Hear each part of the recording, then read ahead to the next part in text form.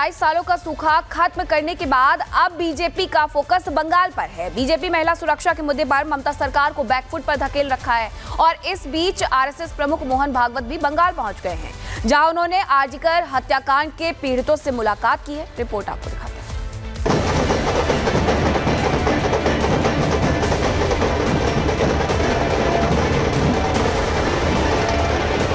दिल्ली का जीत हमारी है, अभी बंगाल का बारी है। दिल्ली का किला फतेह, अब बंगाल पर चढ़ाई की तैयारी। जी हां, वैसे तो बंगाल विधानसभा चुनाव में अभी करीब 1.5 साल का वक्त बाकी है, लेकिन बीजेपी ने अभी से बंगाल में कमल खिलाने के लिए कमर कस ली है और अब मोदी लहर पर सवार होकर बंगाल में राष्ट्रवादी डबल इंजन सरकार बनाने का दम भर रही है। दिल्ली में धमाकेदार जीत का जश्न बंगाल तक देखने को मिला। बम्पर जीत के बाद बीजेपी नेताओं का जोश हाई है और अब वो दिल्ली में कमल के कमाल के पीछे बंगाल का कनेक्शन बता रहे हैं। बंगाल का कम से कम 15-20 लाख वोटर दिल्ली में है।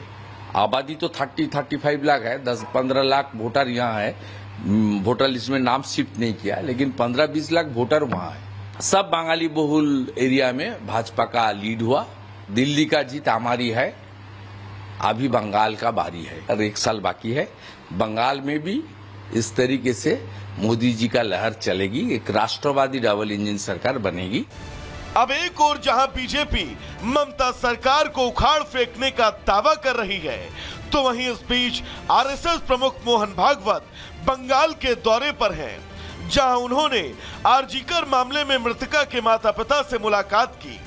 दरअसल भागवत की यात्रा के बारे में जानने के बाद परिजनों ने उनसे मिलने का अनुरोध किया, जिसके बाद भागवत ने उनसे मिलकर अभया के लिए इंसाफ की लड़ाई में पूरा सहयोग देने का आश्वासन दिया। बीजेपी ने बंगाल में महिला सुरक्षा को सबसे बड़ा मुद्दा बना रखा है। बीते कुछ समय को अगर देखें तो बंगाल में महिला सुरक्षा को लेकर ममता सरकार बैकफुट पर रही है। संदेश खाली से लेकर आरजीकर हत्याकांड मामले तक लगातार ममता सरकार विरोधियों के निशाने पर रही है। संदेश खाली मामले में जहां उसे कोलकाता हाई कोर्ट से लेकर सुप्रीम कोर्ट तक से फटकार झेलनी पड़ी, तो वहीं आरजीकर हत्याकांड को लेकर टीएमसी में आपसी गतिरोध पैदा हो रहा है। दिल्ली में तो बीजेपी ने आम आदमी पार्टी को जीत का चौका लगाने से रोक लिया और अब बंगाल में भी उसके सामने यही चुनौती होगी। हालांकि दिल्ली और बंगाल का सियासी समीकरण एकदम अलग है। ऐसे में देखना होगा कि बीजेपी अपने मंसूबों को अंजाम देने में कितना सफल हो पाती है। Bureau report, Republic Bharat. 27 साल बाद बीजेपी ने दिल्ली का सूखा तो खत्म कर लिया, लेकिन अब तैयारी बंगाल की हो रही है। चलिए, भारतीय जनता पार्टी के वो उम्मीदवार जिन्होंने शानदार जीत दर्ज की, वो अपनी जीत को लेकर बेहद उत्साहित है। ऐसे में श्रीनगर से बीजेपी के प्रत्याशी ने भी शानदार जीत दर्ज की है। क्या कुछ उनका कहना था, सुनिए जरा। श्रीनगर से बीजेपी ने प्रचंड जीत हासिल की है। इस समय हमारे साथ तिलकराम जी हैं। तकरीबन 15,000 वोट से आपने जीत हासिल की।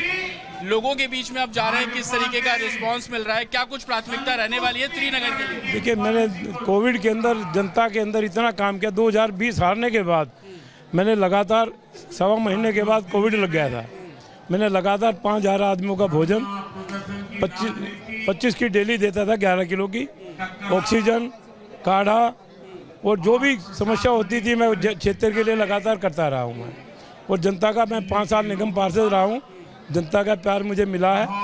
ठीक है, मैं 2020 में हार गया था। हारने के बाद लगातार मैंने क्षेत्र में सेवा की है और मुझे जनता ने इतना प्यार दिया है। मुझे बहुत ही अच्छे, मैं 11,000 10,000 कुछ हारा था, आज मैं 16,000 की जीत दर्ज की है। जनता का बहुत ही, मुझे भाइयों का बड़ा प्यार मिला और टिकट भी मेरी भाइयों का जो प्यार था उसी ने टिकट दिलाई है मुझे, उसी प्यार ने मुझे जिता करके भेजा। दफ्तर आप आए, शीर्ष नेताओं से मुलाकात हुई, क्या कुछ कहना था? नहीं, मैं थोड़ा लेट हो गया था, अभी मैं लेट हो गया, अभी मिलूंगा इसलिए। अभी माननीय प्रधानमंत्री मोदी से मिले थे अभी रैली के अंदर, बहुत अच्छा रिस्पॉन्स था, बड़ा हमें आशीर्वाद दिया लेकिन आम आदमी पार्टी इतनी बुरी आ रही कि तमाम जो बड़े नेता हैं आतिशी को छोड़कर सब लोग आ रहे हैं। क्या लगता है कि किन मुद्दों के से वो पीछे रहेगा और आप लोग आगे? देखिए, आप सभी को पता है कि वो सब भ्रष्टाचारी हैं, सभी जेल के अंदर जा चुके हैं, अब दोबारा जेल में जाने की तैयारी है उनकी।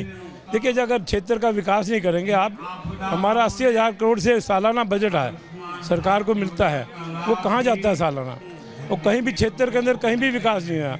मैं तो अपना क्षेत्र के अंदर देख रहा हूँ, मैं हर गली गली गया हूँ, कहीं पे भी 10 साल के अंदर विकास नहीं हुआ। सबसे पहले तो मैं इंक्वायरी कराऊंगा कि 10 साल के अंदर इतना फंड गया कहाँ, सबसे पहले तो मैंने वो इंक्वायरी करानी है। और मैं सोमवार से क्षेत्र के विकास में शपथ तो बाद में भी ली जाएगी, अधिकारी आने शुरू हो गए, मैं क्षेत्र का विकास शुरू कर रहा हूँ। पहला काम क्या होगा? पानी की समस्या सोल्व करेंगे, सीवरों की समस्या सोल्व करेंगे, उसके बाद सड़कों की समस्या लेंगे।